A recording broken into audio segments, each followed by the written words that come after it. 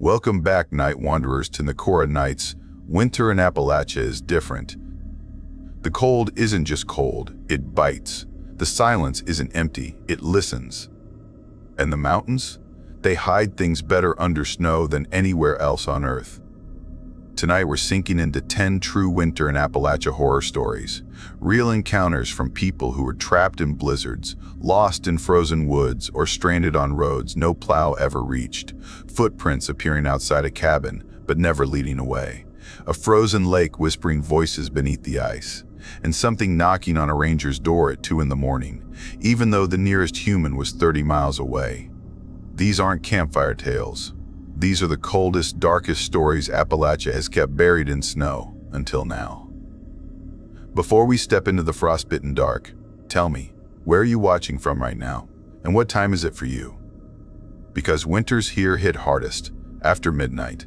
If you're brave enough to walk into the freezing shadows, hit like, subscribe, and comment, I feel the cold. Now, wrap your blanket tight, don't look toward the window, and listen closely. Because in these mountains, the cold isn't the only thing breathing. This is 10 Untold Most Disturbing True Winter in Appalachia Horror Stories. Let's begin.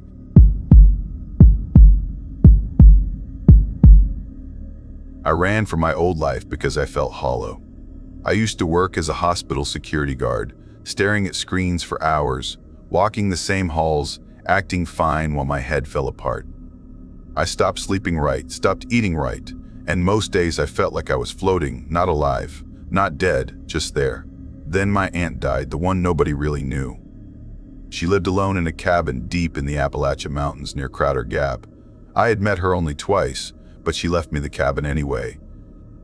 I took it like a last chance to breathe. I left Riverbend City and drove up into the winter woods. No internet, barely any signal, heat from a wood stove, power from a hand-cranked generator. The place smelled like pine and old smoke, cupboards full of strange mugs and dusty spices.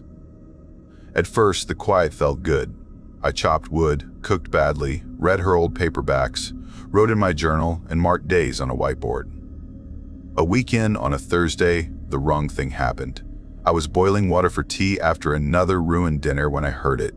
3 knocks on the front door, slow and calm. I froze, then peeked through the curtain. The porch was empty, snow smooth, no footprints. I let the curtain fall. 3 knocks again, but now on the back door. My stomach turned cold. There was no way someone ran around that fast without noise. I grabbed the fire poker and crept to the kitchen window. No one stood there, but on the fogged glass, written in the condensation like a finger had traced it, was one word. Harker. I wiped it off, locked everything, windows, doors, attic hatch, even the crawl space. I sat in the hallway with the poker across my knees until morning. In daylight, I drove down to Pine Rill, the small town below. I asked people if they knew the name Harker. Most shrugged. One woman in the diner went quiet and stared at her coffee. At the gas station, an older man with pale eyes asked where I was staying. When I said Crowder Gap, his face hardened. That place should have stayed empty, he said, then turned away like the words burned his mouth. That night there were no knocks, but the cabin felt charged, like the air held a storm. I kept seeing movement outside, shapes between trees, but when I looked straight, nothing was there. On the 3rd night, I finally started to drift in bed. Then I heard heavy footsteps on the roof. Not quick like an animal, not light like branches, slow steps that sounded like boots. They crossed the roof and stopped directly above my bed. I lay there with my eyes open, breath trapped, waiting for the next step. Nothing. When morning came, I dragged a ladder out and climbed up, telling myself I would find raccoon tracks. I found boot prints. Clear heel and toe marks in the frost on the shingles. I climbed down shaking, and my eyes locked on a spot past the shed, a shallow dip in the ground I had noticed before. The snow there always looked wrong, thinner, like something underneath stayed warm. I grabbed a spade and started digging. A few feet down I hit wood, a small box wrapped in rotting cloth. I opened it, and my stomach flipped before I even understood what I was seeing. Bones, small and delicate, human-looking, too small for an adult. And a strip of faded fabric with a name stitched in red thread, Harker. I buried it fast, hands shaking, like I could undo what I had seen. That night, the cabin woke up. 3 knocks at the front door, then 3 at the back, then 3 at the bedroom window, then 3 above me in the attic. Always 3, always the same steady pace, like whoever was out there had rules. I did not answer. I sat in the dark, holding the poker until my arms ached. At some point, I checked the time on my phone, 2:17 a.m. Right after that, the knocking stopped, and a new sound came, tapping on my bedroom window, inches from my face. Tap, tap, tap, pause, tap, tap, tap. 3 taps, again and again, like a patient hand. I stared at the glass, waiting to see a face appear in the dark, but the window showed only my own reflection and the black trees behind it. When morning came, I did not think anymore. I threw my things into the car and left without locking the doors. I just needed distance. The mountain road was frozen, the sky low and gray, snow drifting like ash. After a few miles, I saw a truck behind me. It stayed too close, and its lights were off.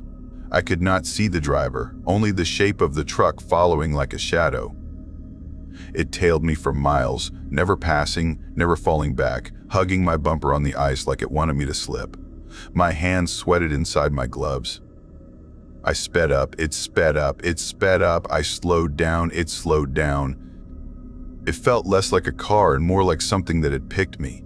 I saw a winter empty overlook ahead and swerved into it, thinking I could let it pass.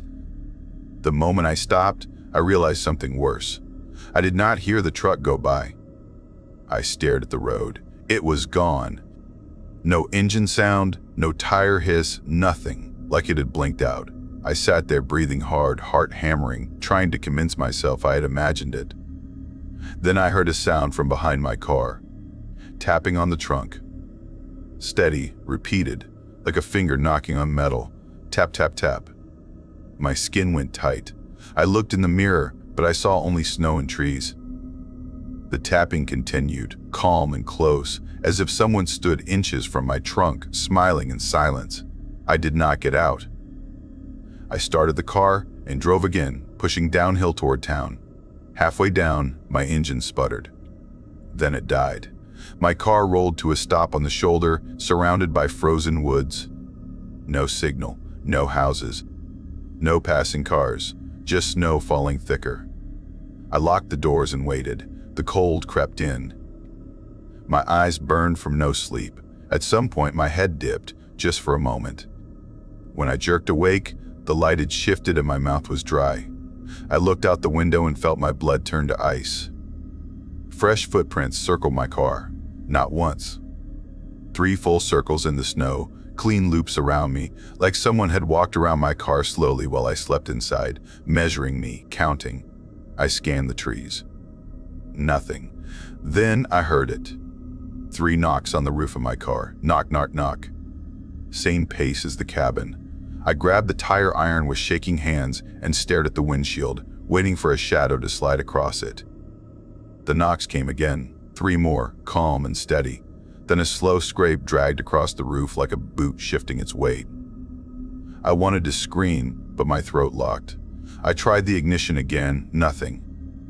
And then, in the fog on my windshield, letters appeared as if a finger wrote from the outside, Harker. I snapped. I slammed the horn over and over until the sound filled the woods. I kept honking until headlights appeared through the snow.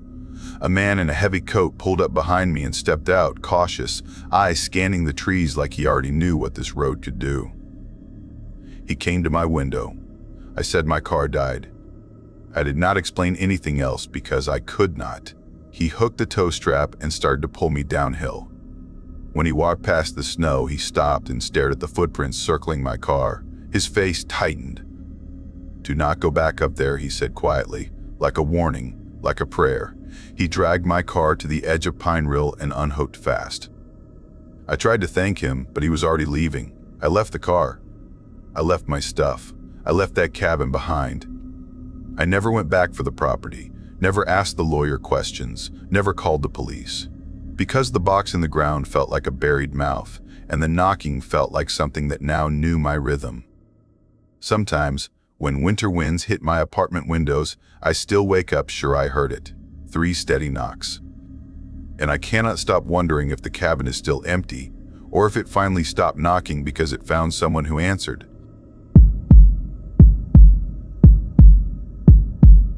I learned what real quiet sounds like the first winter night I stayed in our ridge cabin alone. My name is Alex Hale, and I am telling you this because that cold night still sits in my chest like a stone. My parents had to drive to Roanoke before sunset. My mom's brother was having a minor surgery, not life-threatening, but serious enough that they stayed overnight. They wanted me to come. I said I could handle the cabin. I had schoolwork due, and I did not want to spend hours in a hospital pretending I knew how to talk to family I barely saw.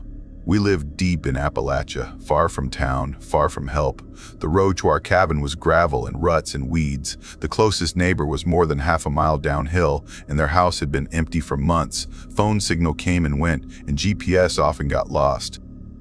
Before they left, my mom opened the old gun case and handed me our double-barrel shotgun, walnut stock, metal worn thin, a long scratch still visible from when my dad slipped on ice last winter. She looked me straight in the eye and said, "Only if you have to, you understand."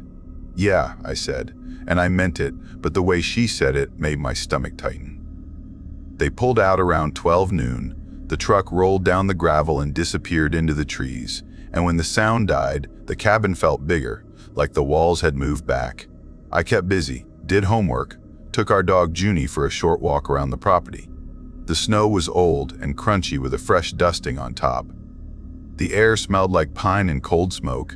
I made dinner, boxed mac and cheese and leftover ham. Then I put on an old DVD just to fill the room with noise. Junie curled under the couch like always and started snoring, and for a while I believed the night would be normal.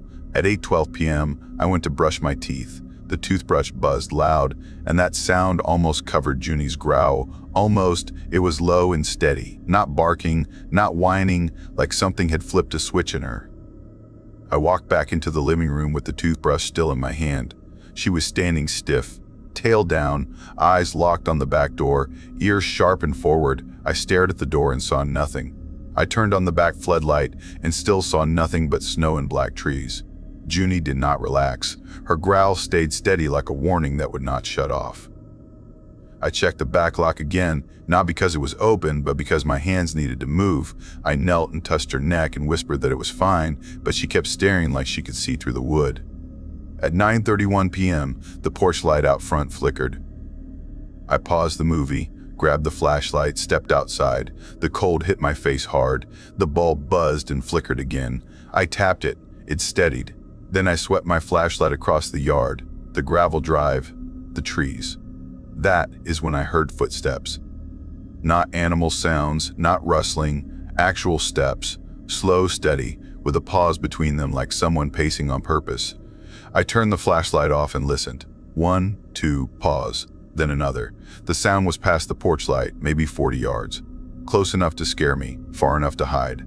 I backed inside and locked the door again. Junie pressed against my leg, tail tucked. She did not bark once. She just stayed glued to me like she did not trust the air. I shut off the lights, drew the curtains, opened the gun case, and sat behind the couch with the shotgun across my lap, facing the front door. At 10:47 p.m., the motion sensor light on the east side of the cabin clicked on. That side faced the woods, not the road. No path out there, just dense trees and brush and steep ground. The light poured onto the snow in a pale square, and the rest stayed black. My mouth went dry, Junie froze, and I kept staring at the clock like it might explain what was happening. At 11:19 p.m., 3 knocks hit the front door. Not frantic, not violent, calm and spaced out. Another knock came, louder.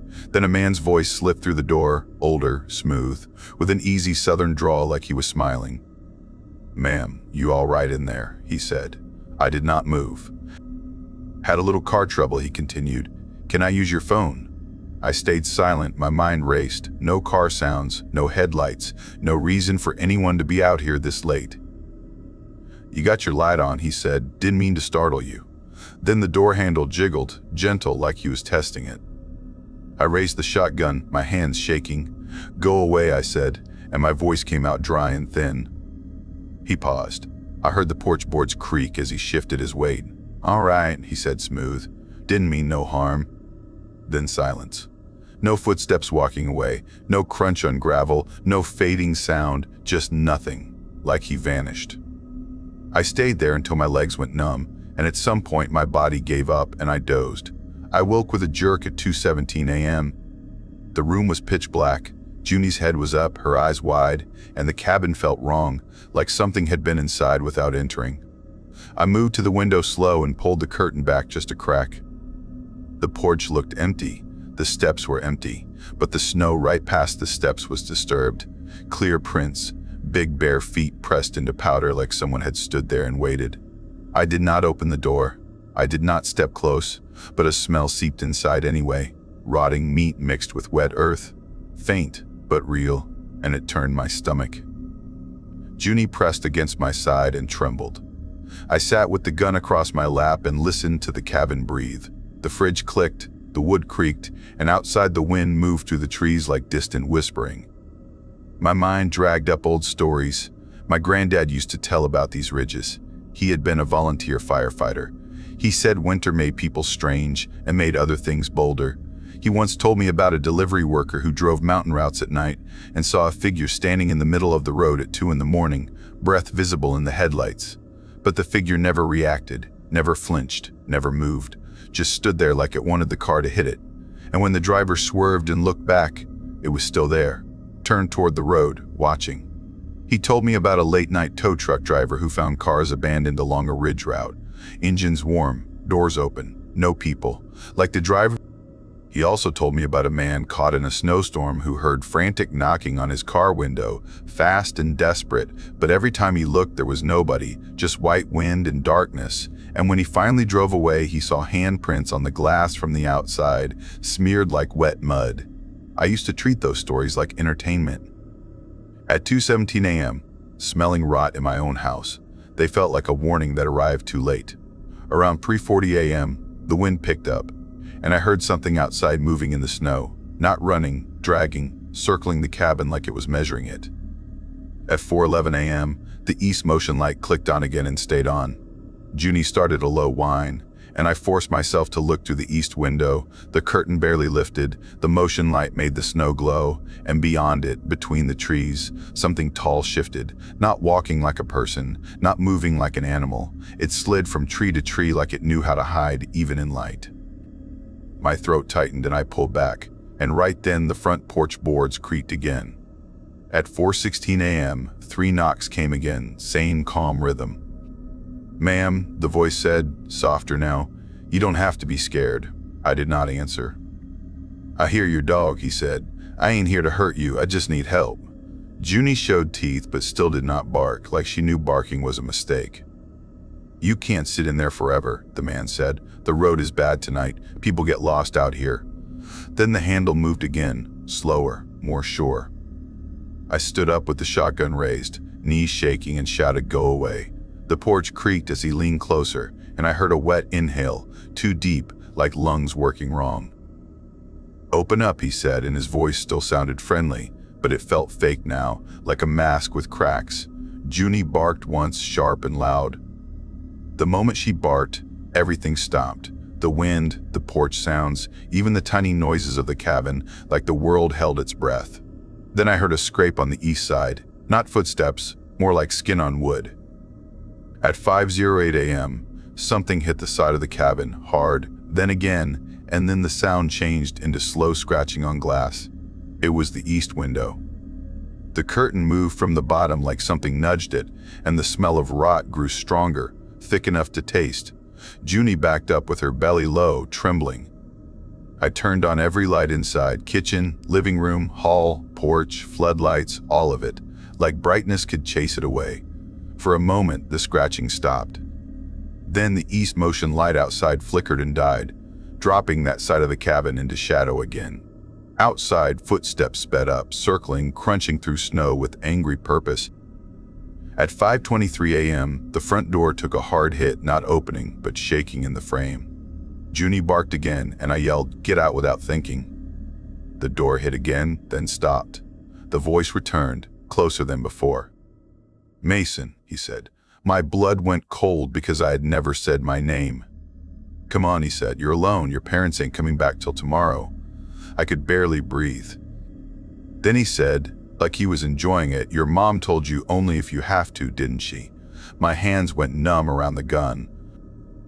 The porch boards creaked, and I heard that slow dragging scrape again, and for a second I imagined something pressed against the door, listening to my heartbeat through the wood. At 5:42 a.m., the sky began to gray behind the trees. The wind returned, and with it the feeling that whatever was out there was starting to lose interest, not because it was gone, but because daylight was coming. The breathing sound outside faded, not walking away, just thinning like fog.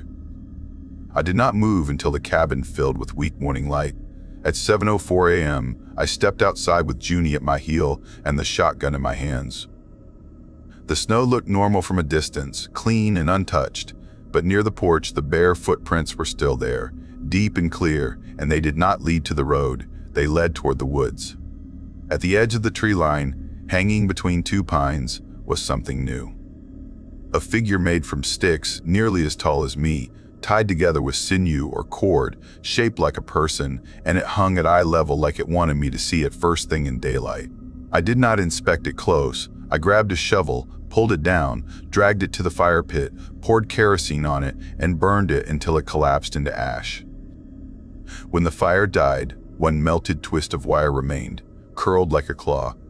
My parents came back the next evening, tired and relieved, and I did not tell them what happened. I did not want them to worry. I did not want them to say it was imagination, and I did not want my dad walking into the woods looking for answers with a flashlight and pride, but I never forgot that night. Now, when winter storms hit the ridges and the roads turn white, I think about the delivery worker who saw a breathing figure in the road at 2 in the morning. I think about the tow driver finding warm abandoned cars. I think about the man in the snowstorm hearing knocking on his window but seeing nobody. I used to think those were separate stories. Now I wonder if it was the same thing, moving through the mountains, learning voices, learning names, learning how to not calm so you feel silly for being scared. And sometimes, when the porch light flickers, Junie lifts her head and growls at the back door the same low, steady way she did that night, like she hears footsteps where I hear nothing.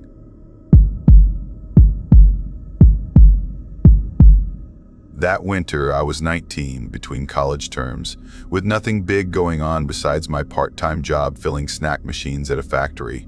When my mom's older brother Ronan called, he asked me to watch his cabin for a few nights while he took a work run out of state. He said people had been breaking into places along the back roads, and an empty cabin was an easy target. The cabin sat deep in Appalachia, tucked in a narrow holler where the hills pressed close and the daylight felt short even at noon. Ronan handed me a ring of keys and an old rifle in a worn case. He told me to keep it near, and then he said something that sounded like a joke if you ignored his eyes. Weird things happen out there when nobody is watching. The drive took me off the highway and onto roads that kept shrinking, from pavement to gravel to dirt. The woods looked hard and bare, tree limbs like hooked fingers. When I dropped into the holler, the sky turned into a thin strip above the ridge, and my phone lost signal and stayed dead. The cabin was small, 1 floor, 3 rooms, plus a screened porch facing the trees. It smelled like cold smoke, damp wood, and the deep sour scent of old leaves.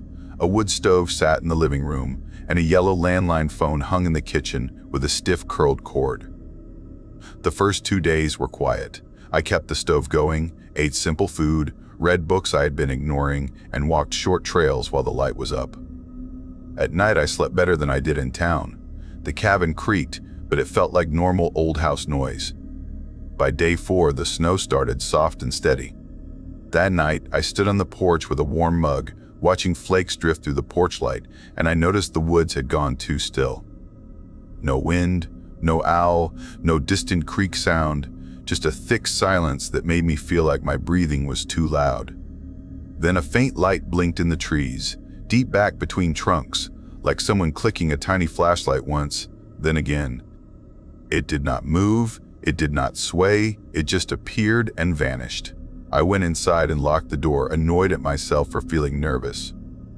I tried to sleep, but the silence felt heavy, like a hand pressed over the cabin, At 2:17 a.m., I heard 3 knocks at the front door. Tap, tap, tap, steady and calm. I sat up, heart slamming. I waited for more. Nothing.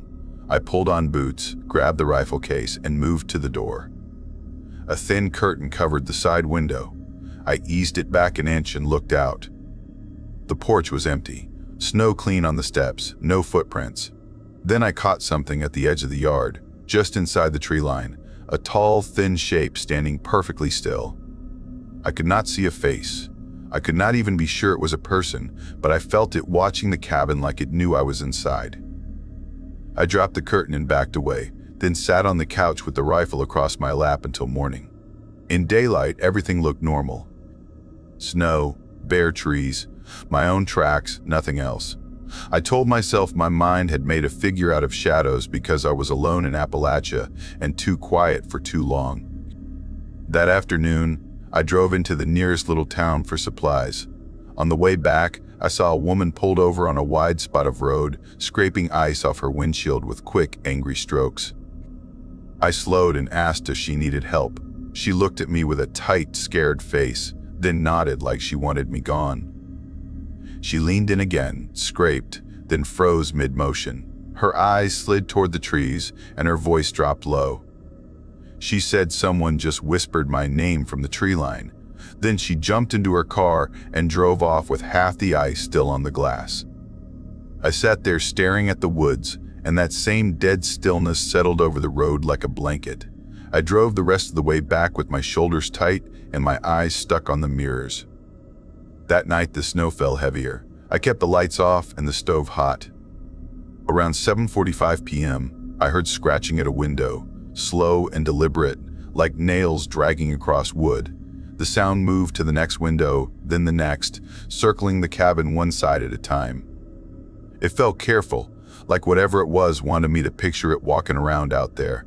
I stayed still in the dark, listening, trying not to let my breathing turn loud. Then the landline rang. It had not rung once all week. Now it rang sharp in the quiet cabin. It rang 4 times, stopped, then rang again. I stared at it like it was alive, then picked it up because my hand moved before my brain could stop it. I whispered hello. Silence, then shallow breathing, close to the receiver. A voice came through, calm and slow. It said, "Why did you lock the door?" I slammed the phone down and pushed the kitchen table against the front door, then wedged a chair under the knob. I felt foolish and terrified at the same time, which is a nasty mix. The scratching outside stopped, and that silence felt worse than the sound. Morning came, gray and weak.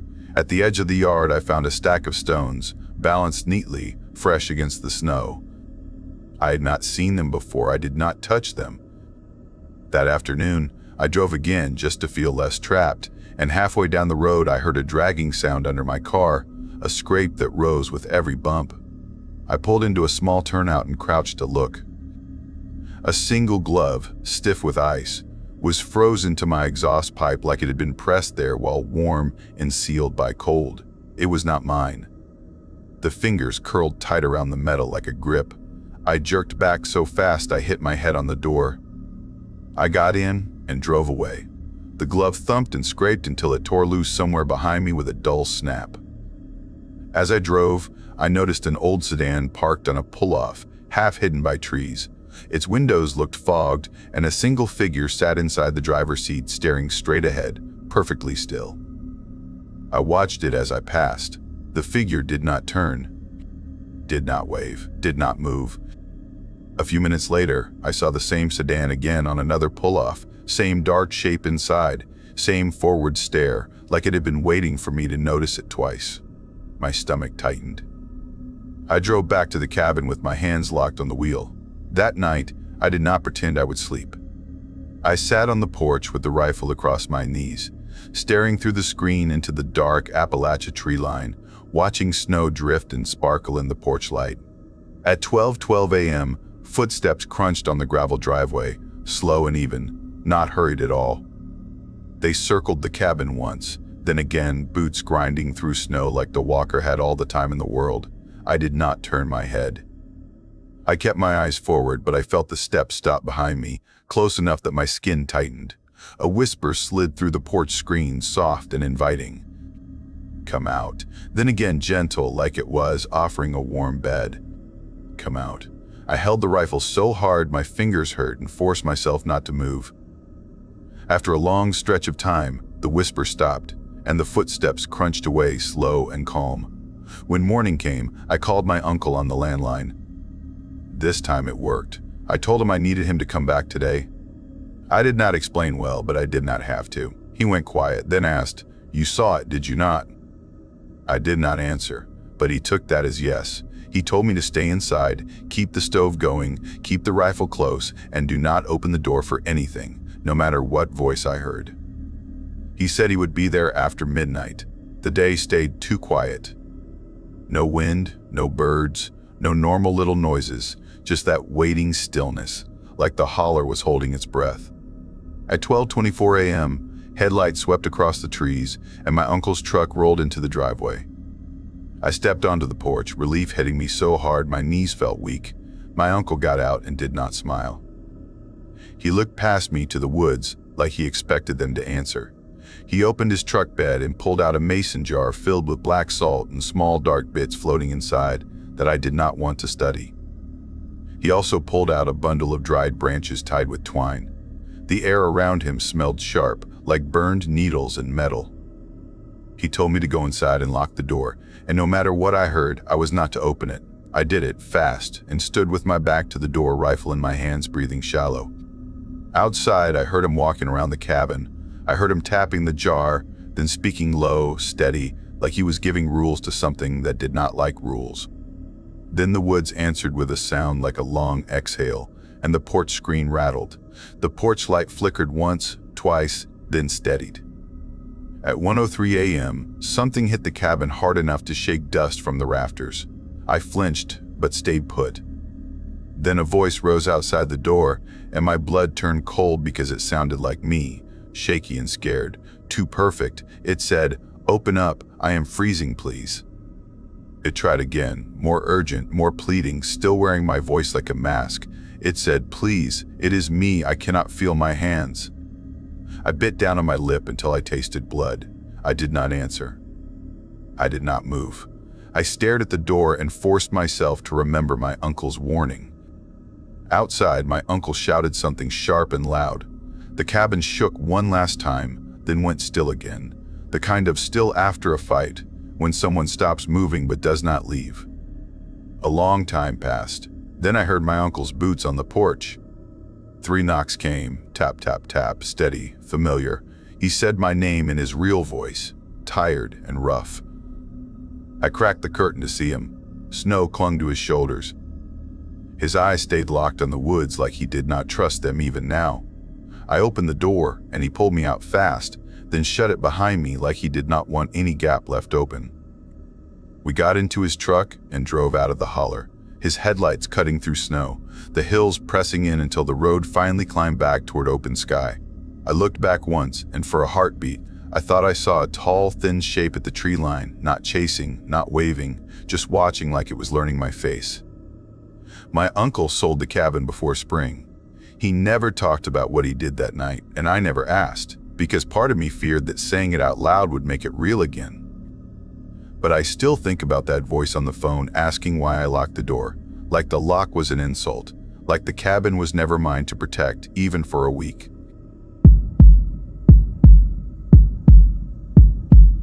I was 20 when I agreed to watch my uncle's cabin while he healed from back surgery at his partner's condo in Gainesville. He told me it would be for a few weeks, maybe longer, and he made it sound simple: feed the hens, keep the stove going, and walk his old hound. I was not exactly busy. I had dropped out of a trade program halfway through the term because I felt burned out and stuck, and I had just quit a grim night job at a car wash where the boss treated me like a mop with legs. So when my uncle asked, I packed like I was escaping my own life, and I told myself the woods would be quiet enough to fix me. The cabin was 9 miles past a tiny place called Millstone, tucked deep in the Appalachian foothills. The drive there felt like leaving the normal world behind. The paved road turned to gravel, the gravel turned to ruts, and the ruts turned into a narrow dirt lane that twisted between leafless trees. The hills were folded tight around the valley like a fist, and the forest pressed in so close it made the sky look smaller. There were no neighbors close enough to see, no traffic, and no cell service. Just a cabin, a chicken run, a woodshed, and a woodpile shelter, all wedged against the trees, as if the land had swallowed them halfway. On the ride in, my uncle told me a little history about the place. He said it was built by a miner long ago, a man who got tired of company towns and wanted silence. Later, it belonged to a preacher who vanished one winter and was found days later down by the ravine with his boots neatly placed beside him. People called it an accident, but no one said it like they believed it. My uncle laughed when he told me, like it was just an old mountain story, but his eyes stayed on the road too long after, and he said something quiet, almost like he did not mean to let it out. The hills keep what they want. I did not think much about that at first. I loved the isolation. The first week was peaceful, almost healing. I split firewood until my arms ached, shoveled straw and cleaned the chicken run, and listened to the hens gossip in their soft clucks. The dog, Bristle, followed me everywhere with slow steps and wise eyes. At night, I fed the stove until it glowed. Then I sat near it and played old tapes on my uncle's beat-up radio.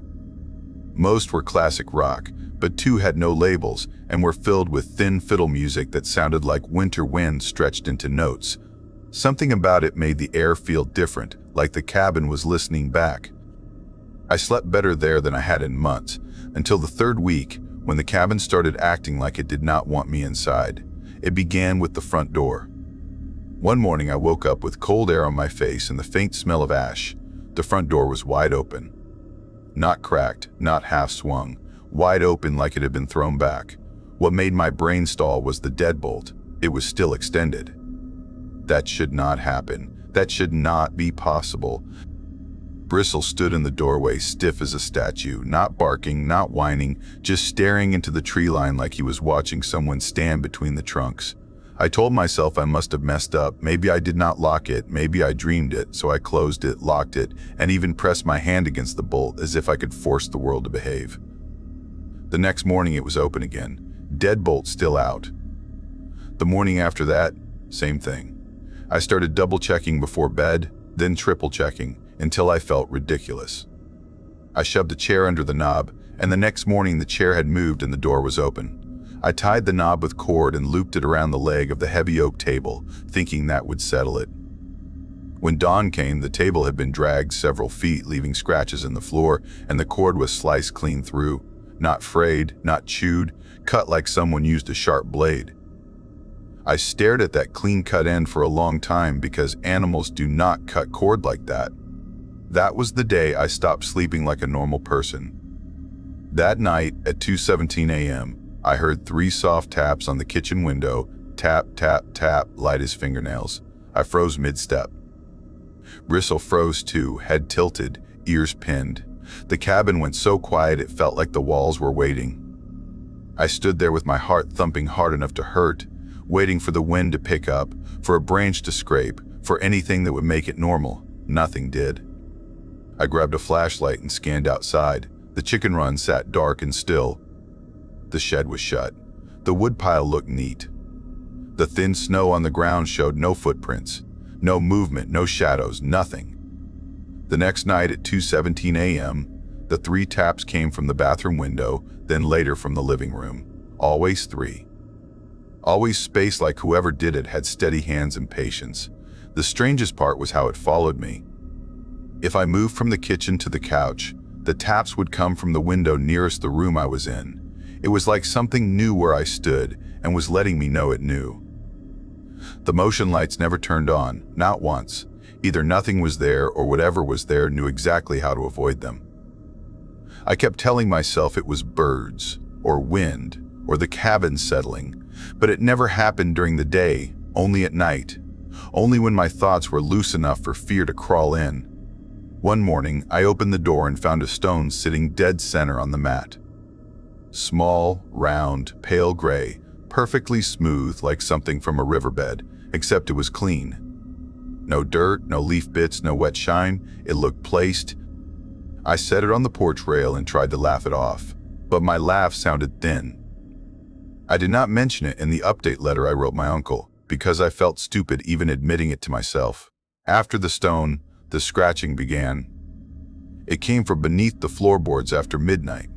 At first it sounded like mice, quick and light, then it changed into something slower and heavier, like claws dragging across wood in long, deliberate strokes. It always started late, and it always followed me. If I sat in the kitchen, it came from under the kitchen. If I moved to the couch, it slid beneath the living room. Bristle would stare at the floor with his mouth tight, and a growl would gather in his throat like thunder he did not want to release. That was the night I stopped sleeping in the bedroom. I stayed on the couch with a lamp on, the fire poker across my lap, and Bristle pressed against my leg. Around then, another thing began that made me feel watched even in daylight. Every morning the firewood outside looked wrong. I stacked it the same way each day, tight and stable under the shelter, but at dawn it would be rearranged. Sometimes it was lined in rows I did not make.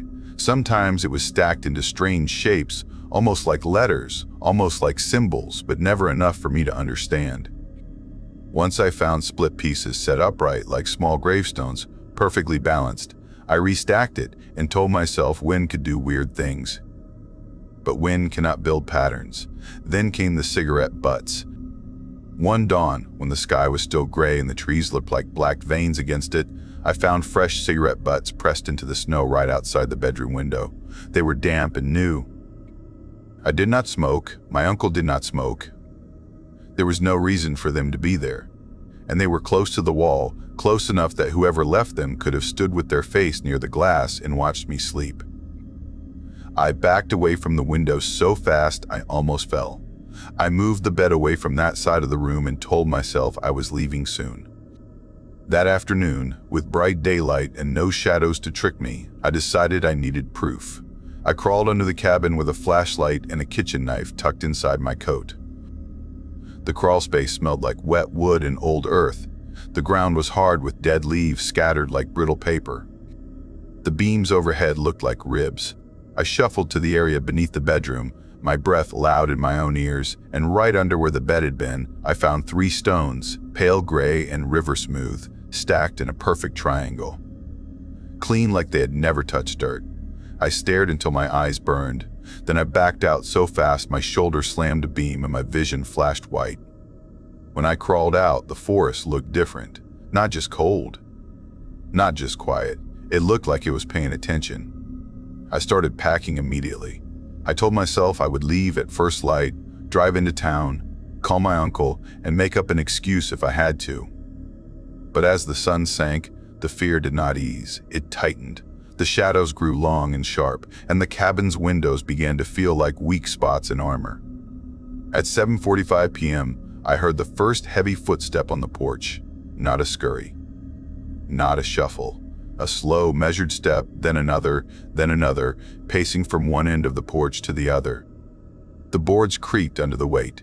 The sound was steady, calm, like whoever was out there was not rushing and was not worried. Bristle dropped low, lips pulled back, and a deep growl rolled out of him. I held the poker and stared at the door. I kept thinking the handle would turn, but it did not. The footsteps only paced, end to end, like a person counting time. The next night, the pacing returned at 7:45 p.m., and the next. Always the same time, always the same slow walk. By then I was not just scared, I was trapped in a routine that felt planned. The cabin stopped feeling like a shelter and started feeling like a stage where I was the only actor who did not know the script. On the 4th night, the steps stopped right in front of the door. The cabin went still. Even the stove seemed quieter. Then the tapping came on the glass beside the door. 3 slow taps, tap, tap, tap. I did not move. Bristle trembled. The tapping stopped, and a moment later the scratching started under the floorboards, louder than before, dragging like metal on wood. It felt like something beneath me was answering something above me, like the cabin was caught between 2 mouths speaking to each other. I turned off the lights because I did not want to be visible. Firelight flickered low, painting moving shadows on the walls. Bristle crawled under the table, shaking. That was when the whispering began. It came through the vent above the fireplace, dry and broken, like words being chewed before they could form. It did not sound like English, and it did not sound like any language I recognized. It was a long stream of rasping syllables, steady and close, like someone had their face pressed to the vent and was pushing the sound into the room. My ears rang, my eyes watered. I pressed my back against the brick and gripped the poker until my hands cramped. I wanted to run, but I could not stand, because it felt like if I moved, it would notice me more. The whispering lasted so long my sense of time fell apart. Then it stopped all at once, not fading, not leaving, just gone like a switch flipped. The cabin went silent. No pacing, no tapping, no scratching, just stillness so heavy it felt like pressure on my chest. When dawn finally came, I opened the door, and the world outside made my stomach drop. Every window had handprints smeared on the outside, black and greasy like soot mixed with melted snow. The prints were too big, too wide across the palm, too long in the fingers. They were placed at heights that suggested whoever made them did not need to reach. It simply set its hands where it wanted. Bristle refused to step out. He only stared and whined low, like he was begging me not to make him. On the porch sat 3 stones in that same triangle again. Beneath them was a sheet of paper, blank. No words, no marks, except one smudged fingerprint in black ash, centered like a signature. I stood there shivering, and a thought slid into my mind, sharp and ugly. The paper was not blank because there was no message. It was blank because the message was not meant for reading. It was meant to be felt. I did not finish packing. I grabbed what I could carry, threw it into the car, and left the key under the mat. My hands shook so badly I dropped it twice. As I backed down the lane, the cabin shrank behind me, a dark shape in a sea of trees. For a second, I saw something at the tree line, tall and still, shaped like a person but wrong in the shoulders, wrong in the way it held itself.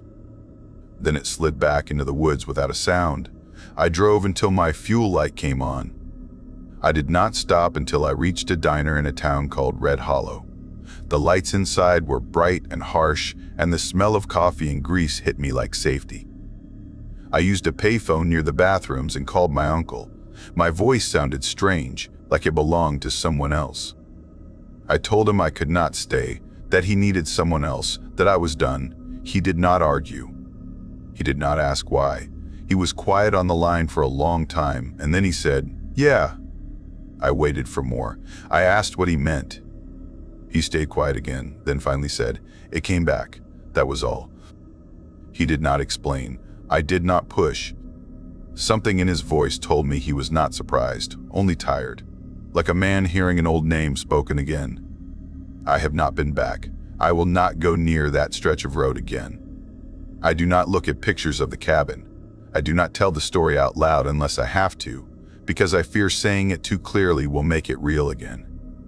But sometimes, right before sleep, I hear 3 taps inside my head, spaced calm and patient, and I picture footsteps pacing a porch at 7:45 p.m. And I picture wood rearranging itself like hands working in the dark, and cigarette butts appearing like warnings outside a window. And I think about that blank paper, and how blank means there is still room. And the worst part is this: I do not feel like it chased me away. I feel like it let me leave.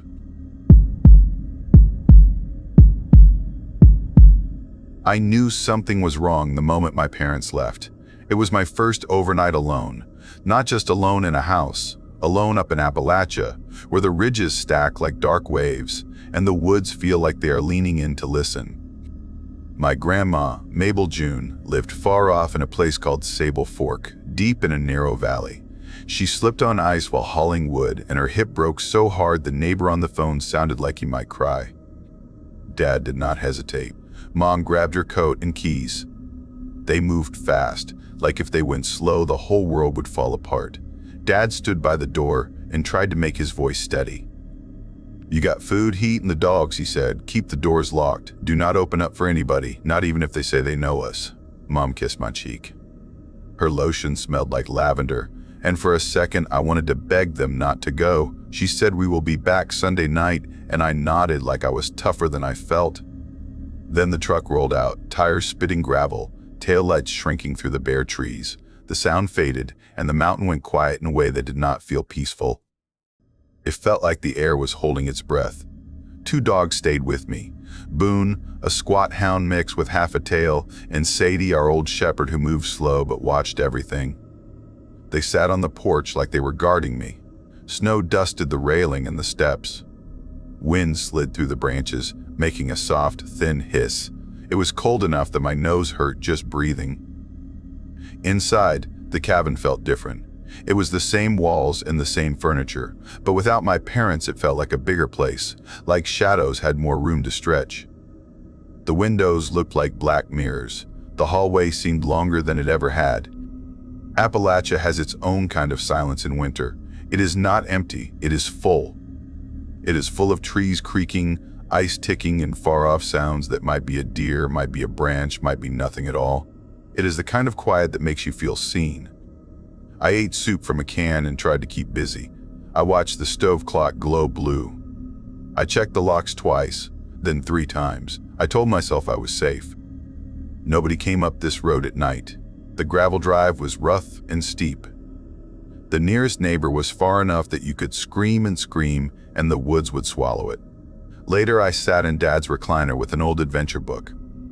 I kept a lamp on beside me, warm yellow light like a small campfire. Boone lay with his head on my foot. Sadie slept near the couch, but her ears kept twitching like she was still on duty. The tapping started at 7:45 p.m. Tap, tap, tap, soft and careful, not like someone knocking hard, more like someone testing the glass with a fingertip. Boone's head snapped up. He made a low growl that I felt in my shins. Sadie stood stiff, her fur rising along her back like a ridgeline. The sound came from the back door window. We did not get visitors, not without a phone call first, not without a truck rumbling up the drive. I heard no engine, I heard no footsteps on the porch. Only the tapping, like whoever was there did not want to be heard. I stood up slow, like moving fast would make it real. I crept into the kitchen. The stove clock cast a faint blue glow. The back door had a thin curtain over the glass, but I could see a shape behind it, a dark silhouette close to the window. The tapping stopped. The shape did not. My throat tightened. I backed away step by step, then turned and hurried to the front door. I slammed the deadbolt down and pressed my ear to the wood, listening for anything, a cough, a voice, a scrape. Nothing. Boone did not bark, he just stayed close, ears pinned back. Sadie stood facing the hallway like she expected something to come from inside, not outside. I told myself it was a raccoon. I told myself it was a deer. I told myself the wind could tap a loose twig against the glass. But my mind kept repeating one thought. It tapped like a person. I did not go upstairs.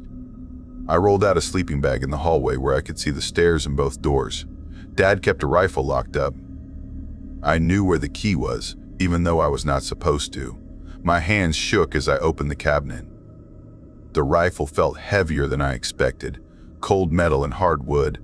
I sat cross-legged on the floor with the rifle across my lap. Boone pressed against my leg. Sadie lay in front of me, head up, eyes bright, breathing slow but ready. The cabin creaked the way it always did when it cooled down. The wind pushed at the eaves. Snow ticked against the window like dry sand. Time crawled. At 2:17 a.m., I heard footsteps upstairs. Slow, measured steps, pacing from one end of the hall to the other. I knew that rhythm. I had heard my parents walk that same stretch 1,000 times, from their room to the bathroom, from the bathroom to the stairs. The boards had their own voices, a squeak near the landing, a softer groan by the closet, then a light thump by the bathroom door. But my parents were not home.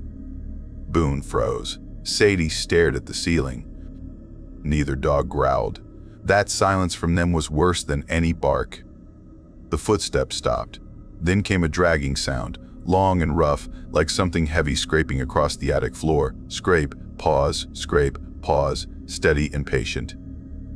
We had an attic hatch in the hallway closet, a pull-down ladder with a white cord hanging down. Nobody went up there. Dad once found a wasp nest and swore the attic was dead to him. There was nothing up there but dust, old boxes, and spider webs. The dragging moved until it sounded like it was directly above the closet. I did not move. I did not breathe right. I stared at that closet door like it might open on its own. Then the sound stopped, and the cabin went so still I could hear my own heartbeat. When morning came, it did not feel like safety. It felt like a pause.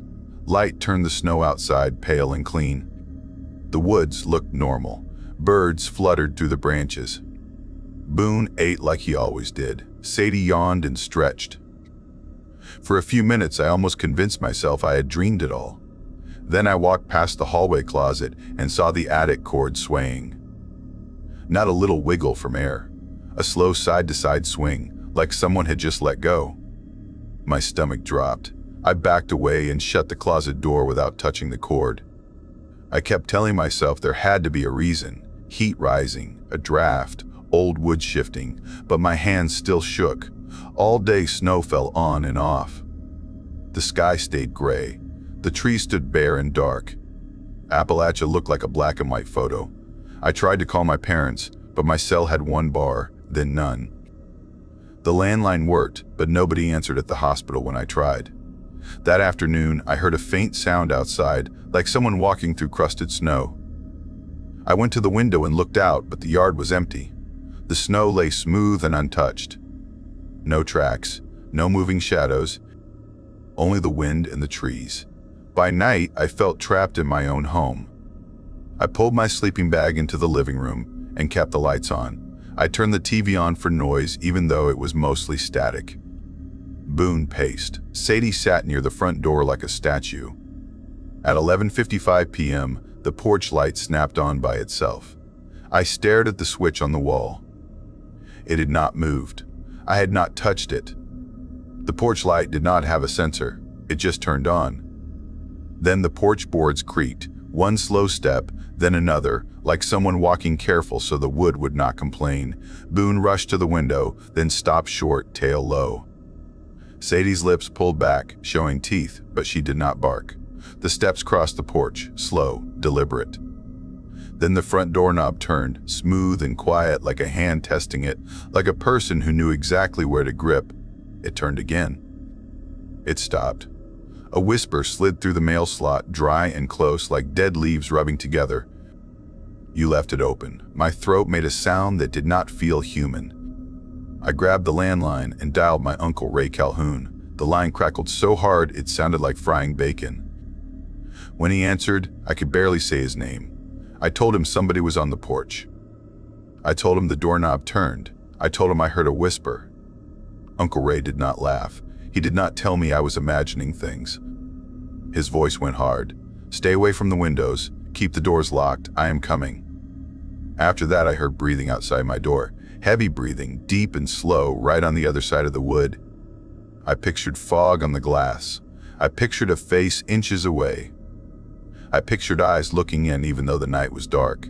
But the porch boards did not creak. The breathing stayed, like whoever it was stood perfectly still. Then it stopped and the silence was worse. Headlights finally cut through the trees. Gravel popped. Uncle Ray's truck climbed the drive like a bright animal pushing back the dark. Relief hit me so hard my eyes burned. Uncle Ray got out with a shotgun and a flashlight. Snow clung to his hat. He scanned the yard, the porch, the tree line.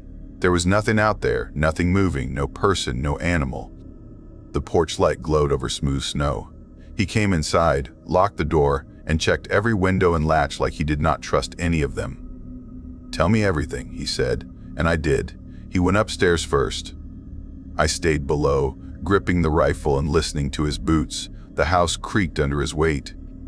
Doors opened, doors shut. Then the steps stopped. He came back down slower than he went up. "The attic hatch is open," he said. My blood went cold. I had not opened it. I had not touched that closet. Uncle Ray pulled the closet door open. The white cord hung down. He yanked it and the attic ladder folded down with a loud clack. Dust drifted into the air like gray snow. The smell that came down was wrong. Damp wood and wet earth, like a cave. Uncle Ray climbed up and swept his flashlight beam across the attic. Boxes, trunks, old blankets, spiderwebs shining like threads. Then he went quiet.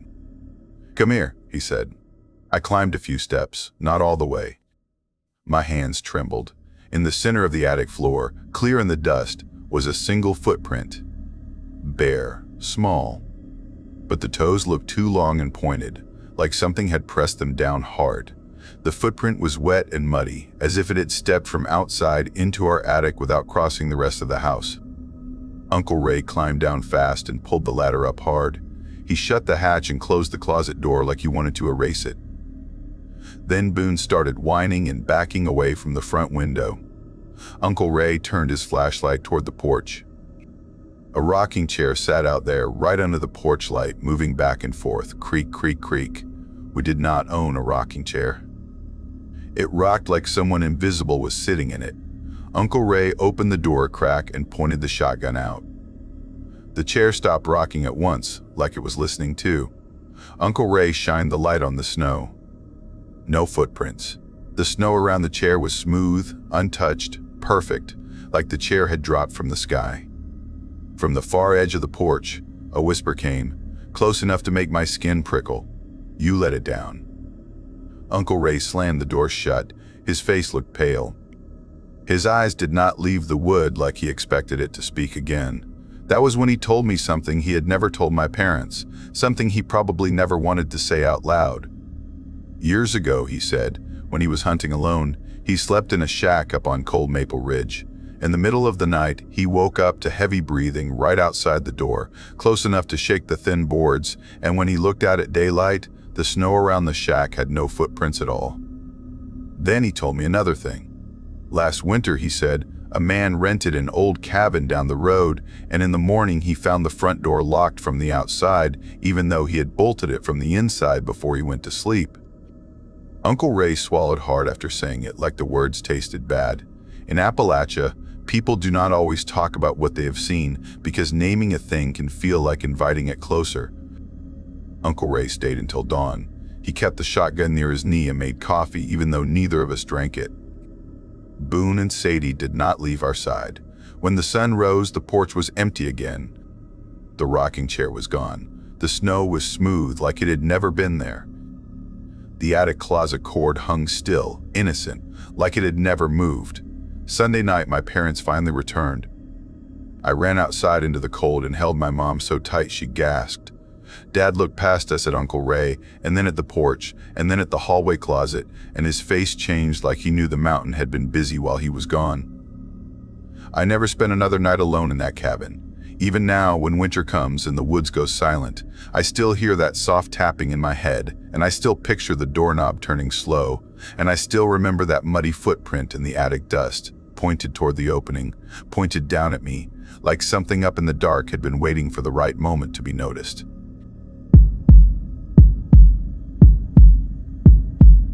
I thought the Appalachian winter would be quiet, but the dark up there had its own habits. When my parents told me they were heading south for the season, I said I would stay behind and keep the property running. They did not like leaving the house empty. We live out in the Appalachian hills, tucked into a narrow hollow where the road turns to gravel, then dirt, then nothing but ruts and frozen mud. There are no close neighbors, no streetlights, no steady traffic, just ridges stacked behind ridges, trees packed tight, and wind that sounds like it is always trying to whisper something through the branches. I told them I could handle it. I said I would split wood, keep the stove fed, tin the animals, and make sure the pipes did not freeze. I meant it. I wanted the quiet. I have always felt better away from people. The first week was exactly what I needed, simple chores and clean cold air. Every morning I got up before the sun, started the fire, and listened to the stove tick as it warmed. I fed the chickens and checked their water, breaking ice when it formed. If the pump acted up, I hauled water from the creek, stepping careful across stones slick with frost. In the evenings, I read or messed with my dad's old ham radio setup, a mess of knobs and wires he had kept since he was young. I liked turning the dial and catching voices buried in static. It felt like holding a seashell to my ear and hearing a whole other world inside it. Some nights I picked up distant gospel music that faded in and out, like it was coming from the far side of the mountains. Once I caught a preacher who sounded like he was speaking in tongues, the words rising and falling in a way that made my skin prickle. Sometimes it was just people talking about weather, or someone laughing, or a burst of noise that sounded like a storm trapped in the wires. The nights were the strangest part, not because anything happened at first, but because the quiet was so deep it felt alive. No cars, no dogs, no lights. I would lie in bed and realize I had not spoken out loud all day, and it did not bother me. I liked being alone. Then the chickens started acting wrong. At first they stopped laying eggs. That can happen in winter, so I did not panic. But a few days later, they stopped going into the coop at night. I would open the coop door and try to herd them in, and they would just huddle outside, packed together, facing the woods like they were watching a doorway I could not see. They were silent too. No clucking, no fussing, no sleepy muttering. Just still. If you have raised chickens, you know how odd that is. Chickens complain about everything. These looked like they were listening, necks stretched, eyes fixed on the dark tree line as if they expected something to step out. I started staying outside with them longer, scanning the woods, looking for signs of a fox or a hawk or anything that could scare them like that. I saw nothing. No tracks, no movement, no sound but wind and my own breathing. That was when the first tapping woke me up. It happened at 2:17 a.m. I remember because I had wound the old clock on my nightstand earlier that night. The sound was sharp and quick, like a fingernail tapping on glass. 3 taps, close together, then silence. My bedroom is on the 2nd floor. There is no porch roof outside that window, no tree branch hanging close. I lay there with my eyes open, listening so hard my ears hurt. The moment I moved, the sound stopped, like whatever made it knew I had noticed. I tried to talk myself down. Squirrels can get on roofs. Ice can crack. A loose shutter can knock. But none of those sounded right. It had been too warm for ice. The air was still. The taps had a rhythm, like a signal. I slid out of bed and crept to the window, moving slow, trying not to make the floorboards squeal. I pulled the curtain back just an inch. All I saw at first was the yard covered in pale snow, and beyond it the woods, black and crowded. Then, at the edge of the trees, something shifted. Not a deer, not a person.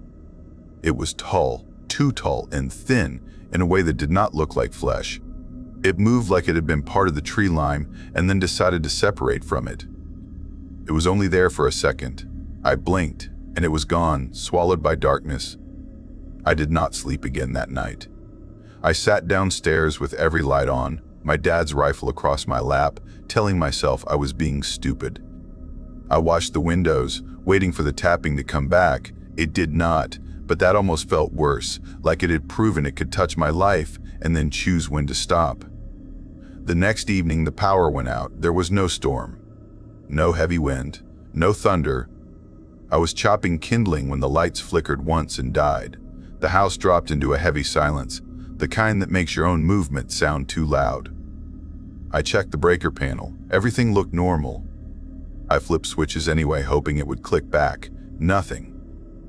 I dug out the kerosene lanterns and lit them, their warm glow making the corners of the rooms look deeper and stranger. Then I heard it. 3 heavy taps on the porch, not like knuckles. More like the butt of a stick striking wood, slow and deliberate, like someone making sure I counted them. Tap, tap, tap. My heart started pounding so hard I felt it in my throat. I stood in the hallway, lantern held up, the rifle leaning against the wall beside me. The taps came again, the same pattern, patient like whatever it was knew I had nowhere to go. I yanked the door open fast, lantern high, trying to catch someone in the act. The porch was empty. The yard was pale under moonlight, and the woods looked like a wall. Then, right at the edge of the trees, I saw it again. That tall shape, wrong in its posture, still as a fence post, but not shaped like one. It did not walk. It did not sway like a tree. It just shifted, like a shadow choosing to stand in a new place. I slammed the door, locked it, and shoved the couch against it. I went room to room, checking every window latch, drawing curtains, pushing chairs under knobs. I felt ridiculous, but fear does not care about pride. That night I slept on the floor with the rifle in my hands, lantern burning low, my boots on like I might need to run. In the morning, the chickens were gone. The coop door was wide open, the feed was scattered. But there were no feathers, no blood, no torn boards, nothing that looked like a struggle. It was like they had simply walked away into the winter woods, which made no sense. Chickens do not just leave a safe co-op and vanish into snow. I searched the yard and the tree line, calling like a fool. I found no tracks. Snow covered everything, smooth and unbroken, except for my own boot prints. That was when my mind finally accepted what my gut had been trying to tell me. This was not normal. I kept the rifle loaded after that. I slept in my clothes. I kept an axe by the bed. I stopped using the upstairs bedroom and stayed downstairs where I could see more exits and listen better. A few nights later, I heard scratching inside the walls. It was slow, steady, like claws dragging through insulation. It moved around the house, not like an animal trapped in one spot, but like something exploring, trying different places. I followed the sound from the kitchen to the hallway, then to the area near the stairs. Every time I got close, the scratching would stop, and the house would hold its breath. I checked for mice, raccoons, anything that could get into crawl spaces. I found nothing. No droppings, no holes, no torn vents. Just the smell of dust and old wood. Then came the latch. It started around 4 in the morning, and it was the worst sound I had heard yet. Not tapping. Not scratching. Someone was pulling on the cabin door latch over and over, careful and testing, like a hand trying to learn how the lock worked. Clack, pause, clack, pause. I sat up so fast my neck hurt. The lantern light made the room swim with shadows. The latch pulled again, harder, like whoever was out there had gotten impatient. I aimed the rifle at the door, but my hands shook. I did not want to shoot through the door at nothing, and I did not want to open it and see what was out there. The pulling continued, steady, like it could keep going forever. Then it stopped, and I heard something else, a slow shift on the porch boards, like weight moving. I waited, barely breathing. A minute later, the latch pulled again, then again, then again, like it was practicing. When it finally stopped for good, I did not feel relief. I felt dread, because it had learned something. It had tested me, and I had done nothing. The next morning, I opened the door a crack and looked outside. Fresh snow covered the porch and yard. A single path of disturbed snow led straight from the woods to my front steps, as if someone had walked up in the night. But there was no trail leading away. No footsteps going back. Just a line that ended at my door like the person had vanished into the air. My mouth went dry. I stood there staring until my eyes watered from the cold. That evening, when the sun slipped behind the ridges and the hollow filled with shadow, I tried to tell myself I would leave in the morning. I started packing a bag, moving fast, wanting to be ready. That was when I found the first gift. A dead animal lay on the porch, placed neat like an offering. It was a rabbit, skinned in a way that looked too careful, the hide removed clean, the meat left pale and exposed, no blood on the boards. No mess, just a cold, silent message. I gagged and backed away. My stomach rolled, not just from the sight, but from the thought of hands doing that in the dark, hands strong and patient. I dragged it off the porch with a shovel and threw it into the far brush. Then I locked the door and sat with the rifle across my knees until my legs went numb. The next night it happened again. Another animal, different this time, a squirrel, but skinned in a different way, like whoever did it was experimenting. The cuts were not the same. The skin was peeled like a glove. It was placed in the same spot, centered like it mattered. On the third night, it was a small fox, and the skinning was different again, rougher, like the hands had been in a hurry or angry. Each night it left something, and each time it was done in a new way, like it wanted me to see skill, or learn fear, or understand that it could do anything it wanted right outside my door. By then I barely ate, I barely slept. I jumped at every creak. I kept the radio on sometimes just to hear human voices, but the static started sounding like breathing, and I could not stand it. One night late, I heard fast footsteps inside the house, skittering across the hardwood like a dog sprinting, but I had no dog. The sound stopped the second I moved, like he was playing a game. Then a voice came from the hallway. It said, "Let me see you." It did not sound like one person. It sounded like layers, like several voices stacked together, some deep, some thin, some cracking like old recordings. The words came out wrong, stretched, like something had learned them by listening through walls. My whole body went cold. I stared at the dark hallway, my mind screaming to run, but my legs felt heavy. The voice came again, softer, closer. "Let me see you," I did not think. I grabbed my keys, the rifle, and I ran out the back door into snow, barefoot and shaking. The cold stabbed my feet like knives, but fear pushed me faster than pain. I jumped into my truck and turned the key so hard I thought it would snap.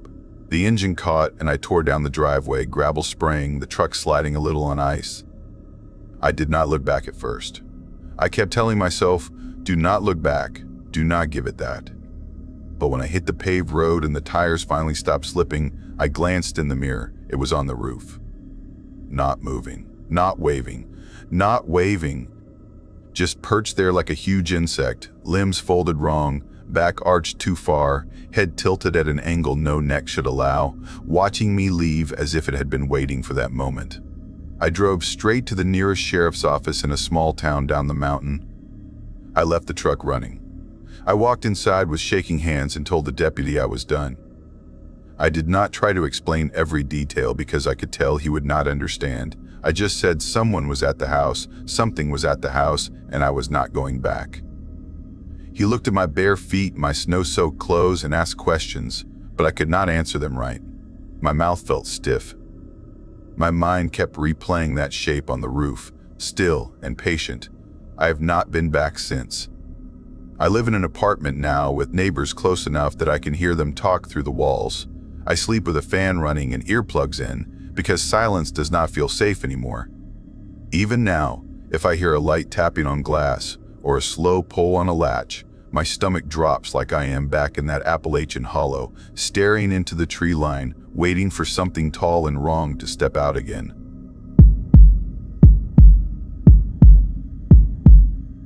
I was 13 the first time my parents left me alone overnight. We lived past a place folks called Frost Hollow, West Virginia. So far out the mailbox felt like a different address. Our gravel road twisted through hemlocks and dead oak like it was trying to hide us. And once the sun dropped behind the ridge, the world turned into woods, shadow, and more woods. No close neighbors, no streetlights, no sound except whatever the forest decided to make. That night started normal, and that is what still scares me. It was early December, ice in the air, and my dad got a call about my granddad throwing his back out near Laurel Gap. My dad acted annoyed, but it was worry under the anger, the kind that makes you move fast. My mom went with him because she said my dad could get lost on a straight road, and that ridge road was nothing but curves. They asked if I wanted to come, then looked at my school stuff, and I said I would stay. I had a test, and I wanted to prove I could handle one night alone. Dad handed me the spare key and stared like he was searching for a reason to change his mind. He asked if I was sure, and I said yes, because I meant it then. They pulled out around 7:10 p.m., the truck lights sliding between the trees until the dark swallowed them. I locked the doors, checked the back latch, then the front deadbolt, then checked them again like that would fix the feeling in my stomach. I heated a frozen dinner, fed our old dog Bramble, and turned on the TV for noise. Bramble was a gray-faced mutt with slow legs and kind eyes, more sleepy than scary, but even he kept looking toward the front door like he expected it to speak. Around 8:40 p.m., the power flickered, just a blink, lights dipping, TV freezing, then snapping back. That happened sometimes. The lines out there were old, so I tried to shrug it off. Not long after, I heard a whistle behind the house. 4 notes, slow, crooked, like someone half remembering a tune. I muted the TV and listened, waiting for it to repeat, but the woods went still again. I told myself it was wind in the chimney, even though the night felt too calm for wind. I walked to the back door, checked the lock, looked through the little window, saw only black and my own porch-like glare. I closed the door quicker than I wanted to. About half an hour later, the same 4 notes floated from the front porch. My skin tightened, like my body had decided before my brain did. I crept to the living room window and lifted the curtain edge. The porch was empty. The gravel drive was empty. The tree line was a hard wall of darkness. When I turned, Bramble was standing, ears pinned back, body stiff. He was not barking, not growling, not whining, just staring at the door like he could see through it. I tried texting my mom, but my phone had no bars. I flipped airplane mode on and off, tried again, nothing. The Wi-Fi was down too, spinning, refusing to connect. Sometimes service died out there, but both at once felt wrong, like the house had been cut loose from everything else. I kept the TV on low and sat still, listening for little sounds, trying to tell myself I was being dramatic. The silence felt thick, like a blanket pulled tight over my head. Around 10:25 p.m., I went to brush my teeth. The bathroom light made my face look pale and nervous. I was rinsing when a hard thud hit the side of the house, like a hand smacking the siding. I froze. Another thud came closer to the front of the house, then one more, like someone walking the wall and tapping it, testing it. I turned off the bathroom light and moved barefoot down the hallway, slow enough to hear my own heartbeat. In the living room, I peeked out again. The porch swing was moving. Not wild, not fast, just a gentle rock, like somebody had been sitting there and stood up. There was no wind, and the trees were still, but the swing kept rocking like it had its own memory. I whispered Bramble's name, and he came to me low and tight, nails barely clicking, tail tucked. He pressed against my leg and shook, and he did not make a single sound. That scared me more than the swing. Then the whistling started again, but behind the house this time, the same 4 notes, slower now, careful, like whoever was doing it wanted me to understand it was not an accident. I did not think, I just moved. I went to my parents' room and pulled the rifle from under the bed. My dad kept it for coyotes, but it was usually unloaded. I held it across my knees and sat on the floor with my back against the bed. I knew where the ammo was, inside the closet drawer, but I did not grab it. I told myself it was because I did not want to make things worse. Truth was, loading it would mean admitting something real was outside. Bramble stayed pressed against my side, trembling like a cold leaf. Then I heard the front doorknob jiggle, gentle, like someone being polite while they tried to come in. It stopped, then jiggled again, soft and patient. A voice slid through the door, low and rough, calm like it belonged there. It said it knew I was inside. My lungs locked up. My hands went numb on the rifle stock. The voice spoke again, a little closer, like it was smiling without needing to show teeth. It said it was not polite to ignore company. Then it made a dry little laugh, the kind that holds no kindness. Something scraped across the porch, wood dragging on wood, like a chair being pulled, or something heavy being shifted into place. Then everything went silent. I waited for a crash, for the door to burst open, for glass to break, for footsteps to stomp inside. Nothing came. Time slowed down until it barely moved. My arms ached from holding the rifle, my legs cramped. Bramble's body stayed tight as a coil. I thought about running, but running meant stepping into that dark porch, into those woods, into whatever could make that voice sound so sure. So I stayed. At some point, my eyes burned so badly they shut on their own, and I must have drifted off, curled on the floor, fear squeezing me until my body simply quit. When I woke, dull morning light lay across the carpet. The house looked normal in the boring daylight way, like the night had been a bad dream. Bramble was still beside me, awake, staring toward the front door like he had not forgotten a single second. I stood and checked everything. Back door locked, front door locked. Windows shut, no broken glass. No muddy prints inside. For a moment, I almost believed I had imagined it. Then I opened the front door. A dead rabbit lay on the top step, placed neat like a gift. It was not torn up, not bloody, not chewed. Its eyes were sewn shut with thick black thread, messy loops pulled tight. Around its neck was twine, and hanging from it was a small wooden tag. 4 tally marks were carved into that tag. 4. My stomach dropped so hard it felt like falling. I did not touch it with my hands. I got a shovel and carried the rabbit into the woods. I buried it deep under wet leaves and cold dirt, and I kept looking over my shoulder because daylight did not make the trees feel friendly.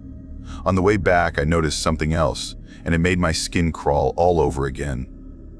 In the thin mud near the porch steps were boot prints, my boot prints.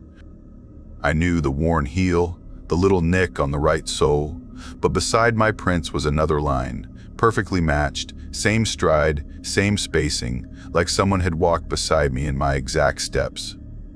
Two sets of prints moving together, one mine, one too perfect to be real. When my parents got home later, I told them about the power flicker, the whistle, the thuds, the swing, the voice. I did not tell them about the rabbit or the tag. Dad said service dropping was normal out there. Mom said wind could make a house sound alive. They looked around and found nothing, and they decided I had scared myself. I nodded and let them believe it. Months passed, winter melted into spring, and nothing happened. The memory dulled, like a bruise that stops hurting unless you press it. I started thinking maybe it was a one-time thing, something strange that wandered through and moved on. Then near the end of the next winter, I went hiking alone on a trail behind our property, just a short path along the ridge where the trees thin and the snow patches stay in the shade. I heard footsteps behind me. At first I thought it was my echo, but it kept steady. Two sets of steps, one in front, one behind, matching pace like a quiet game. I turned to look. No one was there. No moving shape. No face. But on the snow, I saw my shadow stretched long, and beside it was another shadow line, moving when I moved, even though there was no person to cast it. One body, two shadows. My throat tightened. I started walking faster, and the footsteps behind me stayed right there, not gaining, not falling back, like they were enjoying the fear. Then I heard the whistle again, 4 notes, slow and wrong. This time it hit my chest like a punch, because it matched a little tune my grandmother used to hum while she baked bread. She used to say it was an old family song, something to keep the dark away from the door. But out there, on that winter trail, it did not sound like safety. It sounded like someone wearing a memory, like a mask. I ran back toward the house, lungs burning, boots slipping on frozen ground. When I reached the clearing and dared to look back, the trees stood still, and nobody stepped out. Only the snow showed the truth. 2 lines of boot prints at the edge of the woods. One set was mine. The other set matched mine so closely it looked like the ground itself had copied me step by step, like it had learned my shape. That night, I did not pretend anymore. I checked every lock, I kept the lights on, and I sat in my room staring at the closet drawer where the ammo was kept. I took it out and loaded the rifle, not because I wanted to use it, but because I needed the world to know I believed what happened. Outside, the woods stayed quiet. But quiet does not mean safe. Quiet can mean something is listening, counting, and waiting to be invited in. And if that 4-note whistle ever drifts up onto my porch again, I will not call it wind. I will not call it nothing. I will sit still and count the notes, and I will wonder what those 4 tallies were counting, and how many marks are left before it decides being polite is over.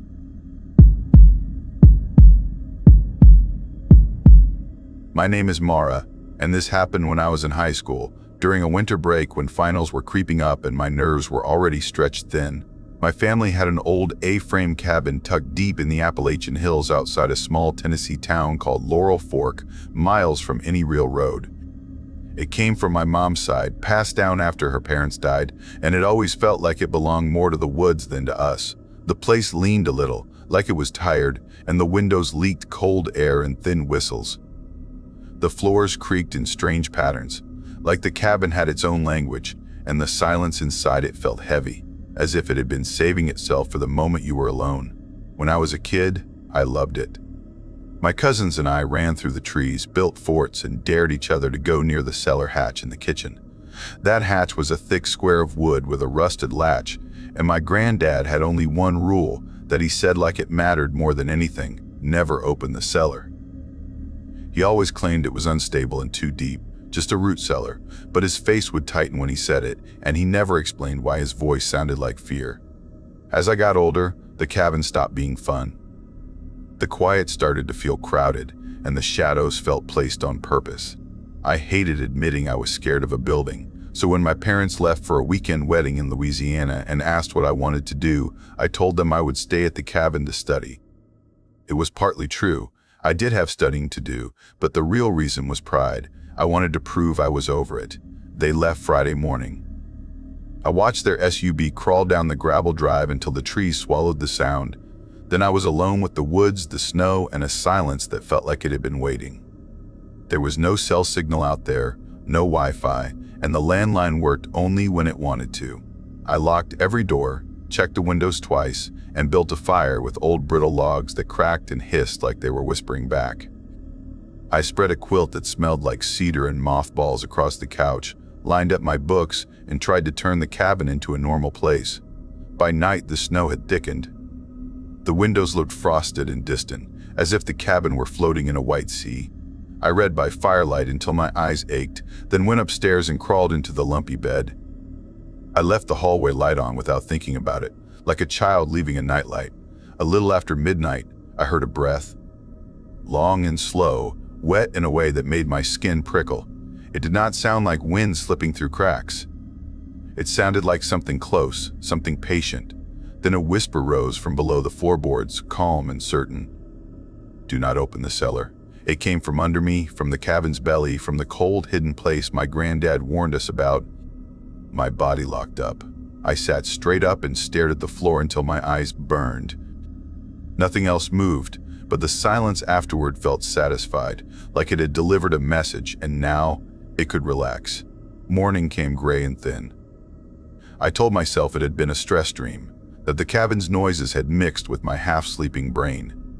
I made instant coffee and stood on the porch, watching snow drift between the trees. The woods were too still, like the world had paused. I tried to study, tried to act normal, tried to ignore how every quiet second felt like a test. That afternoon, I went for a short walk to clear my head. The snow squeaked under my boots, and my breath came out in clouds. Not far from the cabin, I found something that made my stomach turn, a campsite. It looked fully set up, like someone had been there seconds ago. A small tent stood zipped and neat. A chair sat beside a fire ring with ash that still looked warm. A metal mug rested on a flat rock, and when I leaned close, I saw steam still curling from the top. The coffee smelled fresh, like it had just been poured, but there were no people.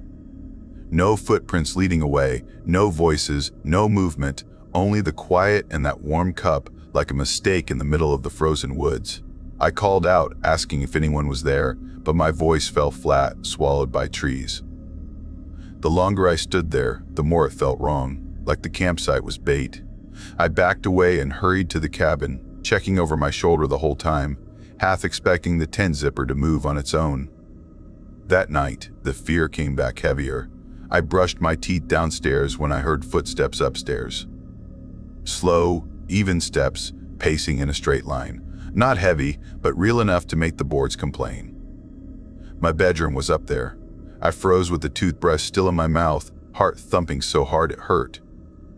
I grabbed the flashlight and the fireplace poker and went up, one creaking stair at a time. At the top, the air felt colder, and a smell hit me, damp wood mixed with something too sweet, like fruit rotting in a closed box. I searched every corner. Nothing. No intruder, no animal, no sign anyone had been there. But when I went back down, the steps returned later, pacing above me at 2:17 a.m., then again at 3:41 a.m., then again at 4:26 a.m., always in the same spot, like whatever it was had measured where my body lay and wanted me to know it. By the third day, I was unraveling. I kept every light on. I talked to myself to fill the silence. I carried the poker from room to room like it could save me. Late that afternoon, I looked out the front window and saw a flashlight beam far off in the trees. At first, I felt relief, thinking it might be a hiker or a hunter. But the beam did not move toward the cabin. It moved in circles, slow and steady, like someone turning in place. I watched for a long time. The beam kept circling in the same spot for hours, never changing direction, never drifting closer, never reacting to the cabin lights or my movement. It felt less like a person searching and more like a signal, like something marking time. I stepped onto the porch and shouted, asking if they needed help. The beam did not pause. It kept circling, smooth and endless, until my throat went dry and I went back inside. That evening, trying to pretend I was okay, I rinsed a mug in the sink. Water ran, the fire snapped, and for a moment, those normal sounds almost helped. Then I heard her. "Sweetie, I am locked in. Please, come open the door." It was my mother's voice, coming from the cellar hatch. The mug slipped from my hands and shattered in the sink. My whole body went cold. The voice sounded exactly like her, but too perfect, like a recording played by someone who knew how to copy every tiny detail. "It is cold, baby," the voice said again. "Let me out." I stepped closer without meaning to, as if the voice had a string tied to my ribs. I pressed my ear to the cellar door. Silence. Then 3 knocks, slow and certain, from the other side. I stumbled back and locked myself in the bathroom. I sat on the floor, shaking until my legs went numb. When I finally opened the door, the kitchen felt colder than the rest of the cabin, like winter lived under that hatch. That night I tried not to sleep, but exhaustion dragged me under anyway. In my dream, a tall man stood at the foot of the couch, wrapped head to toe in dirty cloth like soaked bandages. He did not move. He just watched, and the longer he watched, the more I felt like I had been seen my whole life. I woke up choking on air. The cabin smelled like wet dirt and iron. The fire was low. Muddy footprints led from near the couch toward the kitchen. I did not remember walking. I did not remember stepping into mud. But there they were, spaced like human steps, deliberate and calm. I grabbed my coat, keys, and flashlight and ran outside to my car. I threw myself into the driver's seat and turned the key. Nothing. No click, no crank. Dead. I tried again, harder. Nothing. Then I noticed movement beyond the windshield. A figure stood near the edge of the porch light, not close enough for me to see a face, but close enough to make my skin crawl. A gloved hand lifted toward the front of my car. It was wiping my license plate. Slow strokes, careful, like someone cleaning off snow or like someone erasing my identity. I went cold all the way through. I ducked lower in the seat, breath trapped in my throat. The hand kept wiping, steady and patient, until the plate looked clean and dark, like it could not be read by the world anymore. Then came a single knock from the porch. Not angry, not rushed, expectant. I did not get out. I did not look for who was there. I ran back into the cabin, grabbed the biggest knife from the kitchen, and locked myself inside the pantry. In the dark, I listened to faint movement outside the pantry door, slow steps across the kitchen boards. I heard the house settle, heard the wind scratch at the windows, heard the silence press close like a face near my ear. At some point, the landline rang once, one lonely ring, then stopped. I stayed there until dawn light thinned the shadows. When I finally stepped outside, the snow around the porch looked smooth, like no one had ever stood there. No tracks. No proof. The world pretending it was normal. I tried the car again. It started instantly, like it had never been dead. I did not grab my bag. I did not clean up. I drove away with shaking hands, refusing to look back. My parents came home that afternoon. I met them halfway down the driveway and lied, saying everything had been fine, quiet, productive. While we packed, my dad paused at the cellar hatch and frowned. "That is weird," he said. "I locked this before we left." The rusted latch was hanging loose. I did not answer. I could not. We never went back. And even now, when winter nights get too quiet, I still hear that warning from below the floor. Calm as a promise. Do not open the cellar.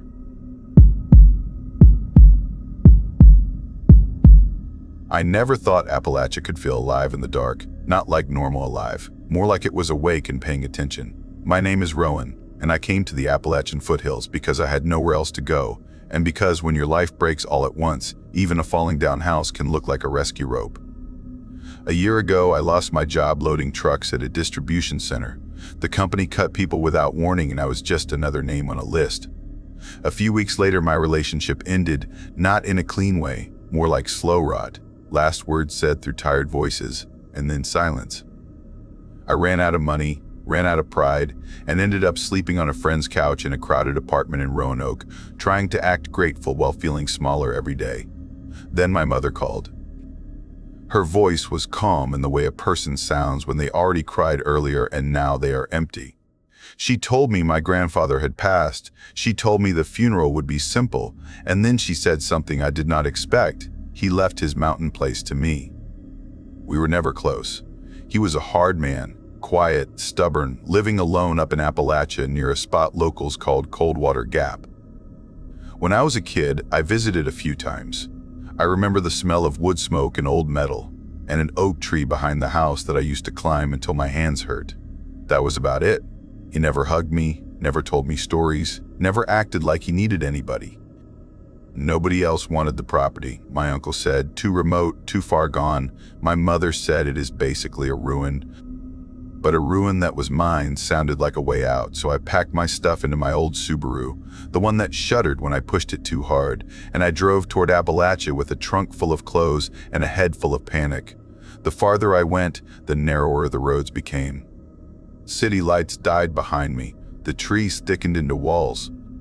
The hills turned into mountains. By the time I reached the last gravel road, snow had started to fall, light at first, then steady, turning my headlights into two short tunnels of white.